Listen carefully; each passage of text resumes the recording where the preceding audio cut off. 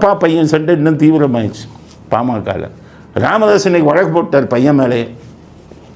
சொத்துக்காக பார்த்தீங்கன்னா அப்பா பையன் மேலே கேச போடுவான், அப்பா பையன் அப்பா மேலே கேச போடுவாங்க. இதெல்லாம் சொத்து விஷயத்தில் சகஜம். ஆனால் அரசியல் விஷயத்தில் அப்பா பையன் முதல்ல இப்போ தான் முதல்ல நான் பார்க்குறேன் என்னுடைய அனுபவத்தில். ராமதாஸ் பையன் மேலே கேச போட்டார். என்ன போட்டார்னா ஹைகோர்ட்டில் என்ன போட்டார்னா ராமதாஸ் சொல்கிறார், என் பையன் நான் தான் தலைவர்னு சொல்லிக்கிட்டு இருக்கான். அவர் தலைவரே இல்லை. இந்த மே மாதத்தோட தலைமை முடிஞ்சு போச்சு, அவருடைய 5 ஆண்டு காலம் முடிஞ்சு போச்சு. இப்போ நான் தான் அதுக்கு நிறுவனர். அடுத்த பொதுக்குழுவை நான் தான் கூட்டணும். நான் கூட்டினா தான் அடுத்த தலைவர் தேர்ந்தெடுக்க முடியும். அவர் பொதுக்குழுவை கூட்ட முடியாது. அதனால் இப்போ அவர் தலைவர் இல்லை அப்படின்னு அறிவிக்கணும்னு கேசப்பட்டார்.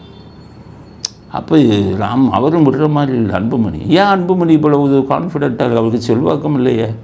இப்போ நாங்கள் கேட்டதில் பாட்டாளி மக்கள் கட்சியின் பெரும்பாலான தொண்டர்கள் ராமதாஸ் பக்கம் தான், டாக்டர் ராமதாஸ் பக்கம் தான் இருக்காங்கன்னு கேள்வி. அப்புறம் ஏன் அன்புமணி இது பண்ணுறாருன்னா ஜோசியம், ஒரு ஜோசியம் வச்சுருக்காரு அவர். அந்த ஜோசியம் என்ன பண்ணியிருக்காங்க தெரியுமா? ஊரை ஏமாத்துற ஜோசிய பசங்க நிறையா இருக்கான், நல்ல ஜோசியர்களும் இருக்காங்க. ஒன்றுமே தெரியும். இத்தனை சீட்டு வரும்னு சொல்கிற ஜோசியம்லாம் இருக்கான். இத்தனை சீட்டு வரும்னு எந்த ஜோசியத்திலேயே நீங்கள் கண்டுபிடிப்பீங்க? எனக்கு ஓரளவு தெரியும். அடிப்படை எப்படி 151 சீட்டு ஜெயிக்கிறாங்கிறான் அந்த ஊரை ஏமாத்துற ஜோசியம். அது எப்படியா 151 சீட்டு? எதை யார் முதலமைச்சராக வருவானா அவங்க ஜாதகத்தை வச்சு சொல்லலாம். அவங்கள வச்சுக்கிட்டு தான் கட்சி இத்தனை சீட்டு வாங்குவாங்க, இத்தனை சீட்டு ஜெயிப்பாங்கன்னு ஊரை ஏமாற்றிக்கிட்டு இருக்கிற ஒரு ஜோசியர் அன்புமணிகிட்ட போனார். எப்போ? 2014 போய் என்ன சொல்லிட்டாரு, உங்கள் ஜாதகப்படி நீங்கள் முதலமைச்சராக வர வேண்டும், அதுதான் இதுன்ட்டு சொல்லிவிட்டார். சொன்னோன்னே அன்புமணி என்ன பண்ணிட்டார், ராமதாஸ்கிட்ட சொன்னோன்னே ராமதாஸ் என்ன பண்ணார், 2016 தனித்து போட்டி விடுவோம், அன்புமணி தான் முதலமைச்சர், போடுற ஜாதகம் தாண்டா நம்மளை ஜெயிக்க வச்சிடணும் அப்படின்னு போட்டார். போட்டால் 234 தொகுதியிலையும் பாட்டாளி மக்கள் கட்சி தோற்று போயிடுச்சு. அன்புமணியே தோற்று போயிட்டேன். அப்போ தான் ஜோசியரை கூப்பிட்டு கேட்டிருக்காரு, என்னையா நீ நான் முதலமைச்சராக வருவேன்னா நானே தோற்று போயிட்டேன்னு.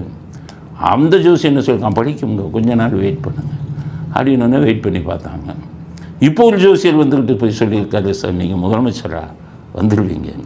அந்த நப்பாசையில் தான் அப்பாவை தள்ளிட்டு பாட்டாளி மக்கள் கட்சியை நம்ம வச்சுக்கிட்டு பணம் நிறையா கொடுத்தா நம்மளே வாங்கிக்கிட்டு, சீட்டு நிறையா கொடுத்தா நம்மளை வாங்கிட்டு, அந்த இதில்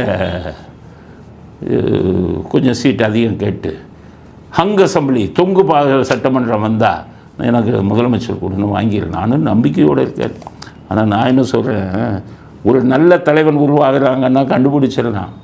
நீங்கள் நாளைக்கு நாட்டை ஆளும் சிறந்த தலைவராக வருவீர்கள் என்றால் உங்களுக்கு இறைவன் ஒரு வாய்ப்பை கொடுத்தான். மத்திய அமைச்சராக உங்களுக்கு வாய்ப்பை கொடுத்து பார்த்தான் இறைவன். 5000 கோடி உங்கள் மேலே குற்றச்சாட்டு, ஊழல். மருத்துவக் கல்லூரிகள்கிட்டெல்லாம் தரமில்லாதவர்களுக்கெல்லாம் மருத்துவக் கல்லூரி அனுமதியை கொடுத்து கோடிக்கணக்கான பணத்தை, 5000 கோடி பணத்தை நீங்கள் கொள்ளையடிப்பதாக உங்கள் மீது வழக்கு இருக்கிறது. அப்படிப்பட்ட ஒருத்தர் நிச்சயம் இறைவன் தமிழ்நாட்டு முதலமைச்சராக ஆக விடமாட்டான்.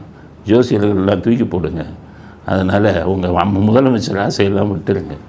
அப்பாவுக்கு நல்ல பையனாக இருந்து கட்சியை அவர்கிட்ட கொடுத்துட்டு கொஞ்சம் காலம் பொறுத்துருங்க. எப்போவுமே அப்பாவுக்கு பிறகு தான் பிள்ளைக்கு சொத்து வரும். அப்பா உயில் எழுதி வச்சா வரும்.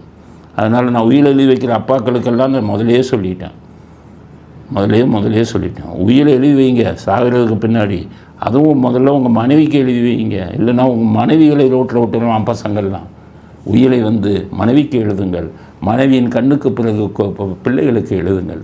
காரணம், இந்த காலத்து பிள்ளைகள் ஒரு அப்பா உயிரை எழுதி வச்சுட்டாருன்னு ஒன்று, அப்பா எப்போ சாவாருன்னு காத்துக்கிட்டு இருக்கிற பிள்ளைகள் இருக்கான் நிறைய பேர். அதனால் காலம் மாறிவிட்டது. அதனால் ராமதாஸ் இறுதி வரை அன்புமணியை கட்சிக்குள்ளேயே நுழைய விடாதீங்க. ஒரு பதவி கூட கொடுக்காதீர்கள். அவரின் முதல்வர் கனவு நிச்சயம் பலிக்காது.